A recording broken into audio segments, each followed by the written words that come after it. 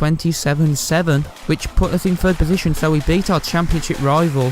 We're going to pit early now, and it's pretty much a big surprise. We actually dropped down to 6th because we got 3 reprimands, so, you know, that was just typical of our luck. Hi guys, Smith here, and welcome to the 14th round of the XRL GP3 season, and today we're in Singapore.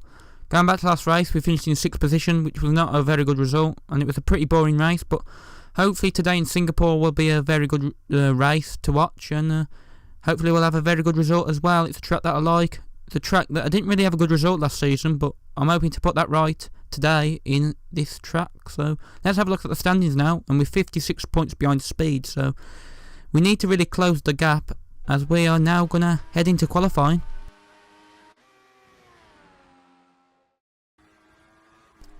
So we're on our qualifying lap now, and it's important that you get a good exit out the turn, and which we sort of did. We did clip the curb, it sent the car a bit off, but not too much to worry about as we enter turn 1, turn 2 and turn 3, and not so bad so far. We get on the curb a little bit, exit turn 4, now we're coming down to turn 5, and we miss the apex a lot, so this might cost us as we run down towards turn 6, this little kink of turn 6.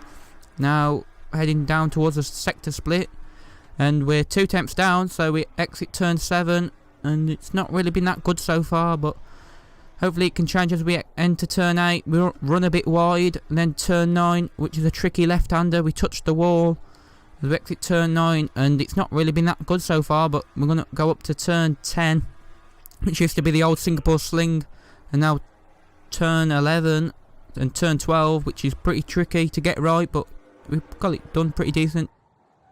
Turn 13, got to really stick tight to the curb. We take it in gear 2, as I don't really like to use gear 1 as it slides a lot. But so we're nearly 5 tenths up in sector 2 as we enter turn 14 and exit it. So it's really surprising because I didn't really suspect that sector 2 was that good as we enter turn 16, as turn 15 was that little kink just before it. Turn 17, then coming up to turn 18 under the bridge, pretty tricky. It really was last year. Turn 19, turn 20, and turn 21, and this looks like a pretty good sector 3 so far, so we need to really just try and hook it up in turn 22 and turn 23, which we do, and we do a 41.8, which puts us in 4th position in the end. So it was a really good qualifying because it was only 2 tenths that separated 1st to 4th, so absolutely really close. We out-qualified F1 Speed yet again. Really good qualifying. So let's get into the race now.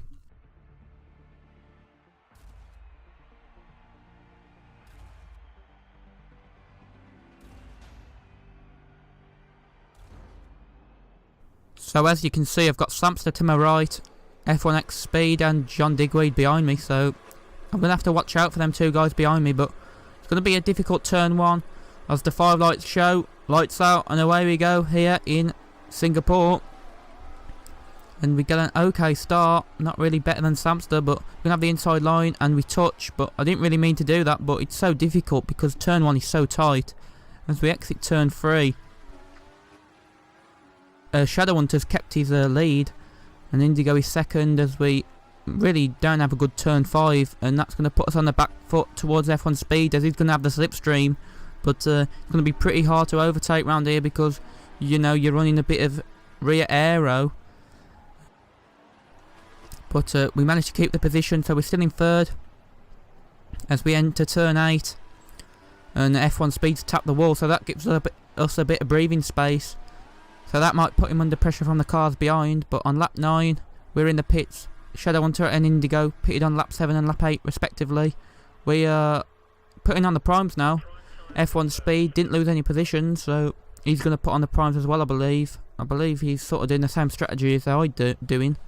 We did have a little practice before the race, me, him and Sampster, but you know, I knew he was quick. I did have to make a setup change before the race, and I believe it did help because he was really quicker than me, and I knew if I'd have kept the setup that I had on, I would have probably struggled to keep him behind. But as you can see, Shadowhunter and Indigo are ahead, but not by too much as they're having a little battle up.